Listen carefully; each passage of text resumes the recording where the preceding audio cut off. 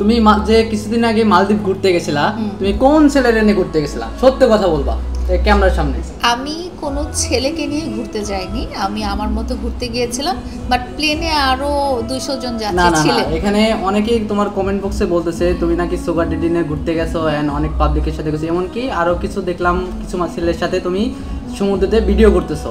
তো সত্য কথা বলতে তুমি কার সাথে রুমে ছিলা? আমার রুমে আমি একাই ছিলাম, আমি একাই গেছি। এটা কি সত্য? একদম সত্যি। এই যে আমি তোমাকে বলছি যে তুমি যে আমার পাশে বসে আছো, এটা নিয়ে লোকজন বলবে যে তোমার পাশে কোচি ছেলে কে বসে আছে। এটা হচ্ছে আমার বড় আপু।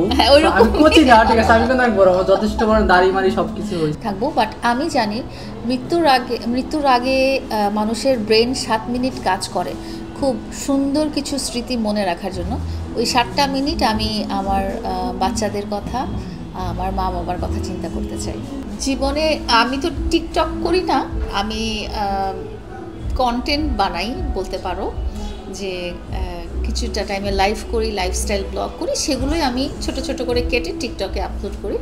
সো বাট বলতে পারো যে সোশ্যাল মিডিয়াতে এসে আমি কি হারিয়েছিলাম, একটা মানুষের সাথে কিছুদিন থেকে আমি খুবই মান সম্মান হারিয়েছিলাম, নিজের যে জায়গা ছিল সেই জায়গা থেকে অনেক নিচে এসেছিলাম, এটাই বলতে। ইভেন কন্টেন্ট তুমি যদি দেখো, তোমার একটা ছবিও কিন্তু কন্টেন্ট হতে পারে, একটা ফটো কিন্তু কন্টেন্ট হতে পারে। তুমি যদি মনিটাইজেশন অপশনে যাও তখন দেখবা যে তোমার কন্টেন্ট মনিটাইজেশনের ভিতরে তোমার স্টোরিও আছে।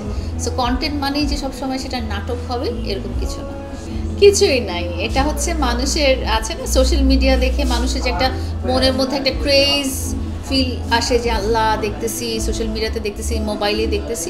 এটা প্র্যাকটিক্যাল লাইফে আসলে কেউ আমাকে সামনাসামনি দেখে কেউ প্রপোজ কোনো দিনও করবে না, করেও নাই। যারা বলে যে তোমাকে বিয়ে করতে চাই, তোমাকে ভালোবাসি, তোমার সাথে রিলেশনে যেতে চাই, এরা সবাই ওই সোশ্যাল মিডিয়াতেই বলা বলি পর্যন্তই শেষ। এরা কেউ সামনে এসে কোনোদিনও বলেও নাই, বলবেও না।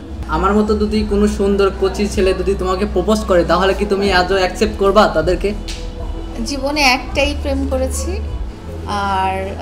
আর কারোর সাথে কোনো রকম প্রেম ভালোবাসায় জড়ানোর কোনো ইচ্ছা নেই। কিন্তু আমাদের দেশে অনেক ছেলে আছে যারা তোমাকে পছন্দ করে এন্ড তোমারে প্রপোজ করতে চায়, সবাই তো আর এক না। সব ছেলেকে কি তুমি তার মানে এক চোখে দেখবা?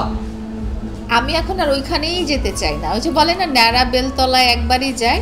তো আমার মাথায় শুধু বেলই পড়ে না, আমার মাথায় ওই যে বিদ্যুৎ চমকানো আছে না, বজ্রপাত, আমার মাথায় বজ্রপাত পড়েছে। তাহলে কি আমাদের মতো যেসব ছেলেরা আছে তারা কি সিঙ্গেলই থাকবে? তারা তোমাদের মতো ছোট ছোট মেয়ে খুঁজে নেবে, তারা আমার কাছে কেন আসবে? অনেকে তো আছে আমার মতো বড় পছন্দ করে। ও আচ্ছা, একটু আগে আপু আপু বলে গেল।